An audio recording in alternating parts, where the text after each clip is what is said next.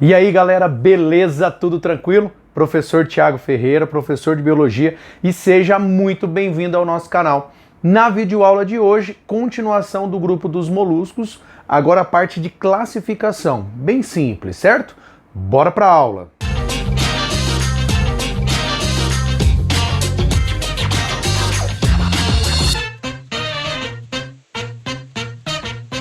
Bom, galera, então na primeira aula de moluscos, parte características gerais, né, eu não coloquei parte 1, características gerais, a gente trabalhou as informações que são gerais, junto com as novidades evolutivas desse grupo, certo? Então eu deixei para falar a parte de classificação aqui nessa aula, porque a gente ia especificar também um pouquinho sobre algumas particularidades que não foram comentadas lá na primeira aula, e aí eu deixei para falar aqui, tá? Então, nós vamos começar praticamente falando dos 3 principais grupos, e aí a gente finaliza com outros 2 que de vez em quando são comentados em questões de vestibulares, beleza? Então, ó, a primeira classe é a classe dos gastrópodes, a segunda dos cefalópodes, a terceira dos bivalves, aí nós temos os escafópodes e os poliplacóforos. Beleza? Os mais conhecidos de longe, né, nós encontramos aqui, ó, nos gastrópodes e nos cefalópodes. Se você for fazer uma associação, esses 2 primeiros, eles têm uma relação com a estrutura do pé ligada a uma parte do corpo. Então aqui, ó, gastro quer dizer a parte do intestino, seria a parte basal da massa visceral. E o podes, o pé. Então o pé localizado próximo ao intestino. Cefalópodes, nós temos os pés localizados na região da cabeça, que é bem desenvolvida aqui nesse grupo. Nos bivalves, nós temos indivíduos que estão relacionados a apresentarem uma concha formada por 2 válvulas, que elas têm um eixo de conexão como se fosse uma articulação. Eles também podem ser chamados de pesselípodas. Então vamos lá, pessoas, dentro dos gastrópodes, que de longe nós temos aqui a grande maioria dos moluscos conhecidos e identificados, né, nós temos indivíduos que podem ocupar todos os ambientes. Então eles podem estar em ambiente terrestre, terrestre úmido, terrestre mais firme, eu posso encontrar em ambiente de água doce, em ambiente de água salgada, né, no ambiente marinho, tá? Eu posso ter representantes, a grande maioria, na verdade, com concha, mas eu também tenho alguns representantes sem conchas. Quais são os seus principais representantes? Nós temos os caramujos, né, tanto de água doce quanto de água salgada. Nós temos as lesmas, que não apresentam concha. Nós temos o caracol de jardim, nós temos o caracol africano, tá? Então nós temos aí bastante representantes aqui, bem destacados, que costumam cair em prova, tá? Então eu comentei, né, os pés ligados à região da massa visceral. Em relação à parte da digestão, é legal destacar que todos os representantes possuem a rádula, que é aquela língua denteada, né, constituída por quitina, esses dentículos, né? E aí a digestão, ela começa dentro da cavidade do tubo digestório e ela termina nas células, tá? Então é legal destacar que a digestão ela é extra e intracelular, tá? Na parte da circulação, todos eles apresentam a circulação do tipo aberta. Nós comentamos um pouquinho na aula anterior a respeito, né, de detalhes desse tipo de circulação.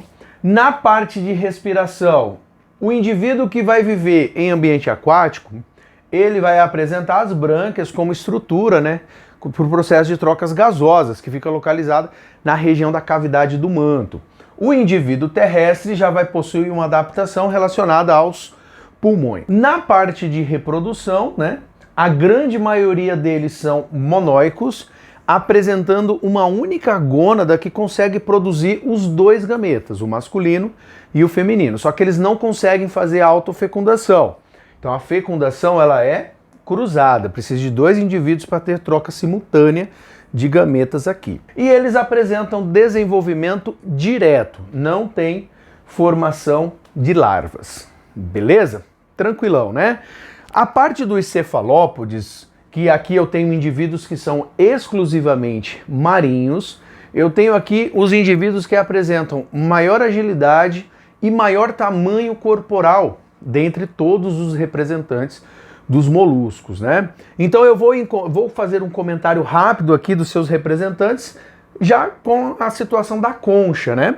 Então eu vou ter aqueles representantes que apresentam concha. No caso, a lula, ela vai apresentar a concha interna, tá? Em formato de pena, digamos assim.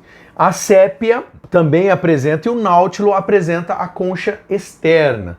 Esses dois, né, que apresentam essas conchas, a gente fala que essas conchas são incompletas. E aí nós temos o polvo, que é um representante que não apresenta concha, beleza? Então nós temos esses os principais representantes. Os pés estão ligados à cabeça, e aí eu tenho esses pés, né, modificados, adaptados para atuarem como tentáculos, né, para auxiliar no processo tanto de captura do alimento, quanto no processo de reprodução, que nós vamos ver aqui na parte final. Quanto à digestão, a digestão aqui, ela praticamente é extracelular. Ela não vai ter digestão interna lá nas células, que fazem parte ali da parede estomacal, tá?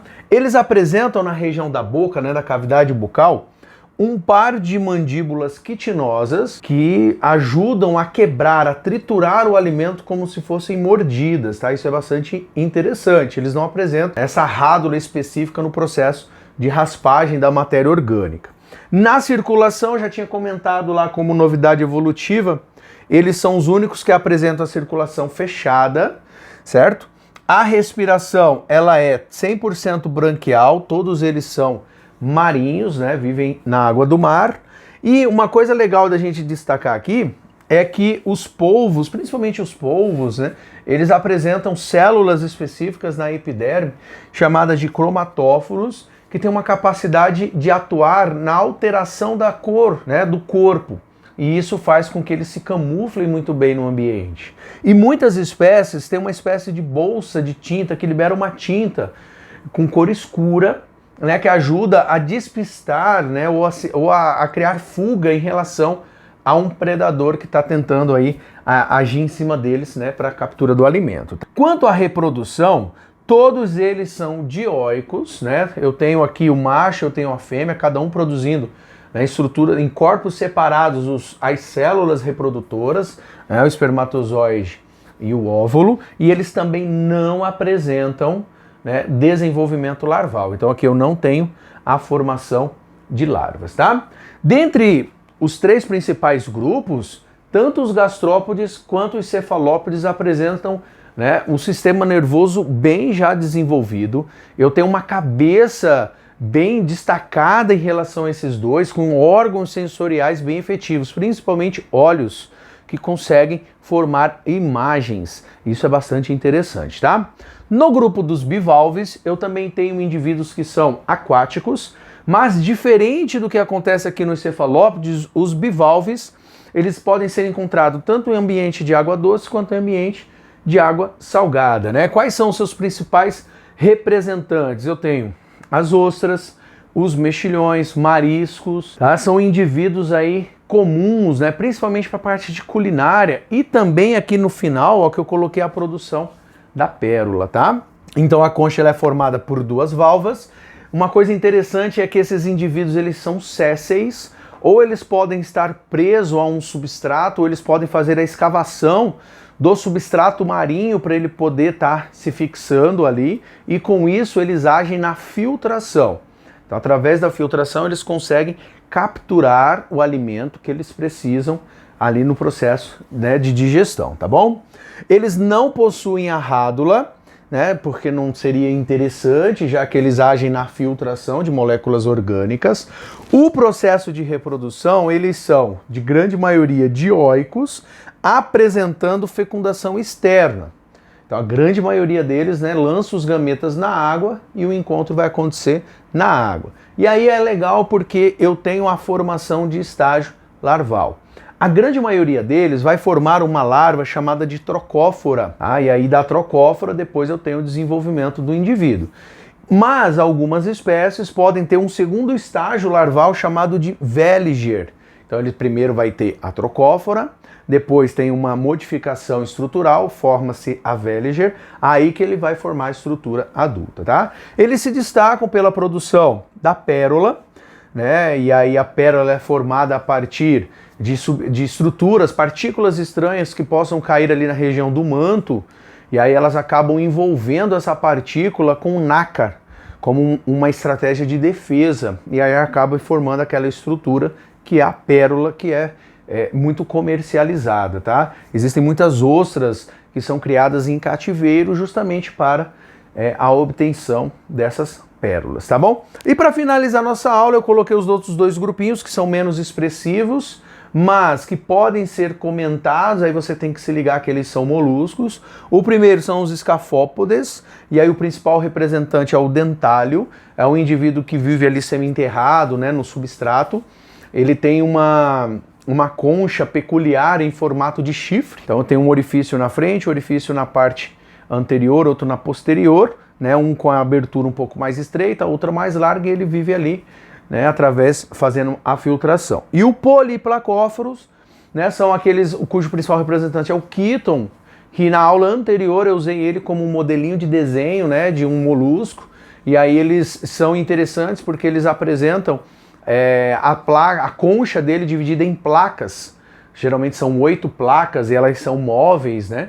E aí eles vivem ali na região costeira, em rochas, onde tem ali o quebra-ondas e tudo mais. São classes mais um pouquinho menos comentadas, né? Que às vezes as pessoas acabam nem lembrando. Beleza, pessoal? Bom, aguarda um pouquinho. Bom, galera, nossa aulinha de classificação extremamente simples, direta, com informações que são importantes para a realização da sua prova, tá? Então, se você gostou dessa aula, eu te convido a se inscrever no canal, dar um like, compartilhar, se você puder divulgar, você vai estar ajudando muito aqui o prof a fazer com que esse material chegue a cada vez mais alunos de forma gratuita, tá? Se você quiser me seguir nas redes sociais, eu tenho aqui o meu Facebook, o Instagram, onde semanalmente eu posto alguns materiais, alguns esquemas relacionados à biologia, beleza? Então, de coração, muito obrigado pela sua presença, pelo seu carinho, bons estudos e fui!